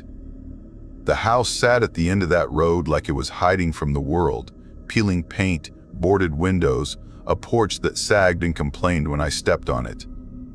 The screen door screamed when I opened it, a sharp scraping sound that made me flinch. Inside, the air smelled like cold wood and old dust. No internet, barely any cell service. The kind of place where you could vanish without trying. For the first few days, I told myself it was good. Quiet, clean slate. I burned trash in an old barrel, dragged broken furniture outside, swept mouse droppings out of corners, and tried to make the kitchen feel like a kitchen again. At night, the wind rolled down the hills and hit the house in long waves, and the boards creaked as if the whole place was breathing. I kept telling myself it was normal, that old houses talk, that winter makes everything shrink and groan. On the fourth night, I was halfway through making stew, carrots on the cutting board, pot warming on the stove, when 3 knocks hit the front door. Even knocks, spaced like a pattern, not desperate, not angry, just certain, like someone knew I would come. I froze with the knife in my hand. I was miles from town. I had not given anyone directions. The closest neighbor I knew about was a man down the road who raised chickens and seemed to hate company. 3 knocks again. My throat tightened. I walked to the door and looked through the peephole. The porch was empty, snow falling in thin sheets. The woods beyond dark and thick. No person, no shadow moving away. My skin prickled anyway. I grabbed the fire poker, pulled the door open fast, ready to swing. Cold air slapped my face. The porch was empty. No footsteps on the boards, no crunch in the snow. Nothing moving, nothing speaking, just the hush of falling snow and the trees standing like black ribs. I stood there too long, trying to hear something, anything, and the silence felt heavy, like it wanted to press me flat. I shut the door, locked the deadbolt, and pushed a chair under the knob. I let the stew burn a little because my hands were shaking too much to fix it. In the morning, I found footprints. Bare footprints in the snow, small and wrong. The toes were stretched too long, the heels too narrow, and the prints circled the house like something had walked around it slowly, studying. Some paused beneath windows. Some went to the cellar doors.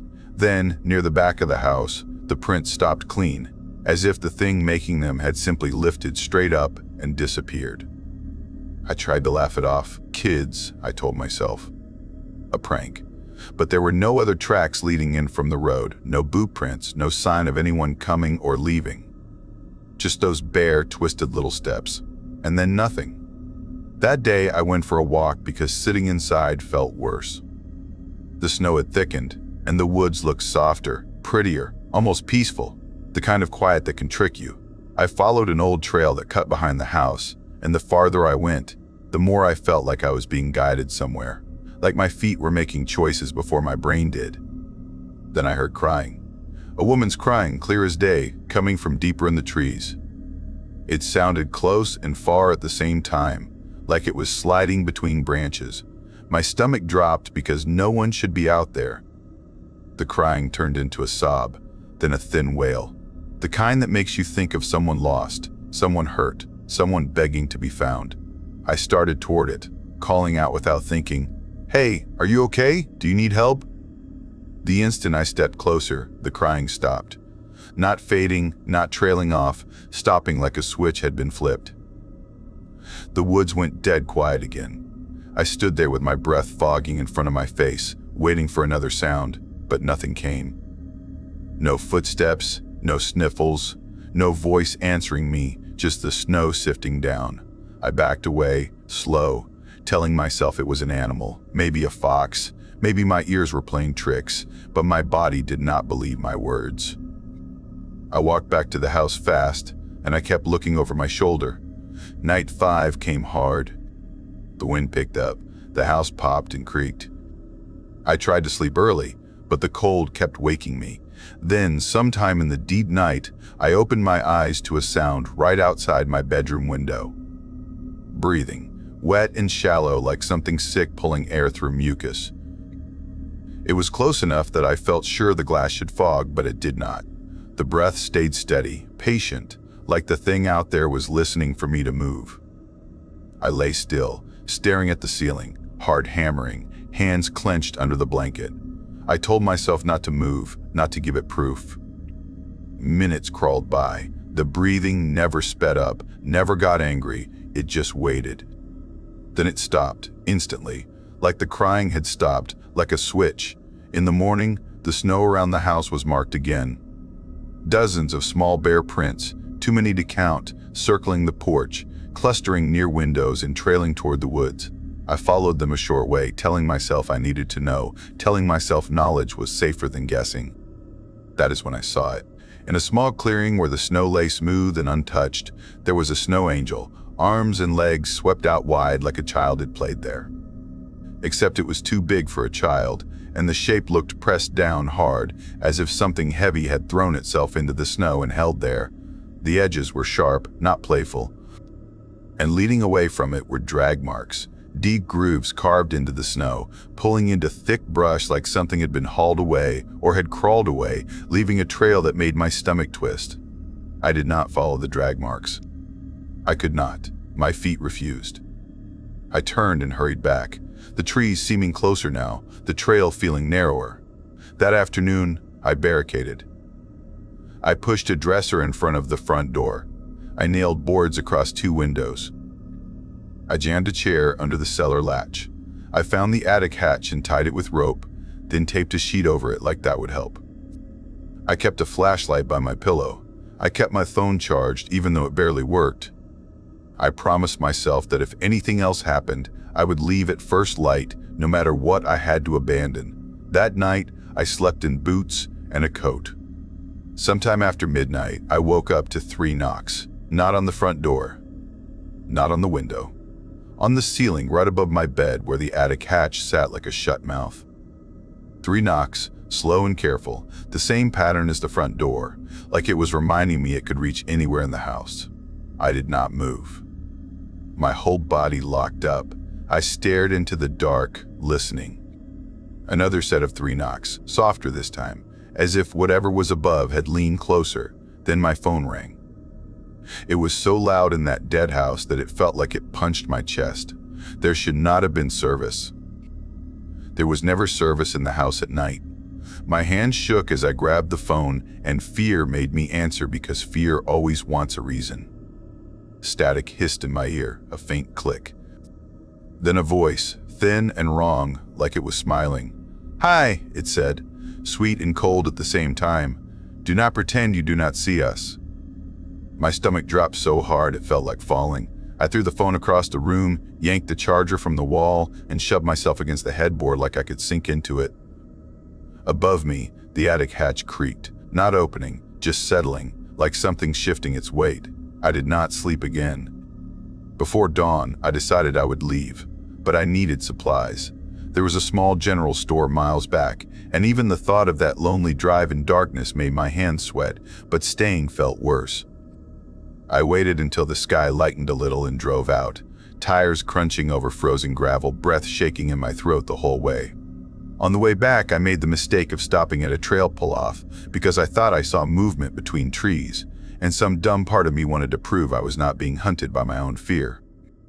Snow fell in lazy flakes. The woods looked still. Then I saw him. A figure crouched behind a fallen tree, half hidden, watching me. It did not wave. It did not run. It did not move at all. It held that crouch like it was comfortable there, like it belonged.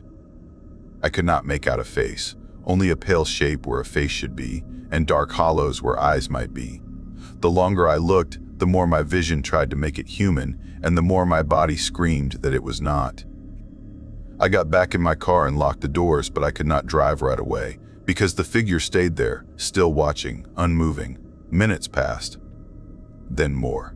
It felt like nearly an hour of that silent staring, me trapped in my seat, the heater blowing weakly, my breath fogging the glass, and that crouched thing never shifting, never blinking, like it could wait longer than I could. When it finally moved, it was not a step.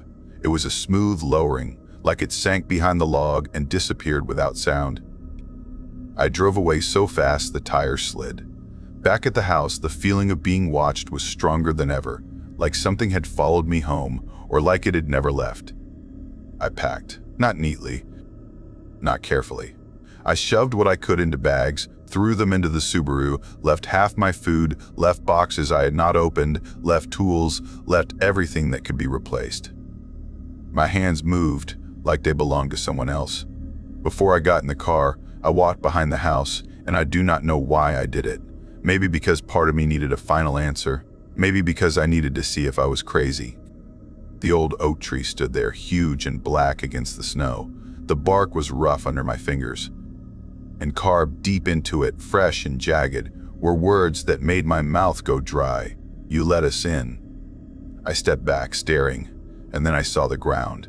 Footprints everywhere, small and bare, covering the snow around the porch, clustering beneath windows, circling the house in frantic loops. And along the side of the house, the snow on the wall ledge was disturbed, with marks like toes had pressed there, climbing, as if something had gone up toward the attic vent. My chest tightened until it hurt. I did not lock the door. I did not look back. I got in the Subaru and drove out of Appalachia with my hands shaking on the wheel and my eyes burning from not blinking. The road felt longer than it had been when I arrived, like the hills were stretching it, like the woods wanted more time with me.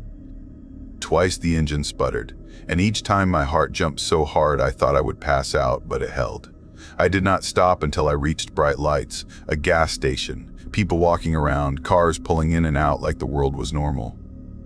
I sat in my car for a long time, listening to my own breathing, trying to feel safe again. I never went back.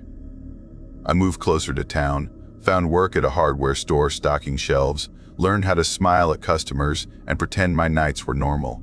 Most nights I sleep now, but winter still does something to me. When snow falls quietly and the world goes soft, I remember the crying that stopped like a switch, the snow angel pressed into a remote clearing with drag marks leading into brush, and that crouched watcher behind the fallen tree, staring for what felt like forever.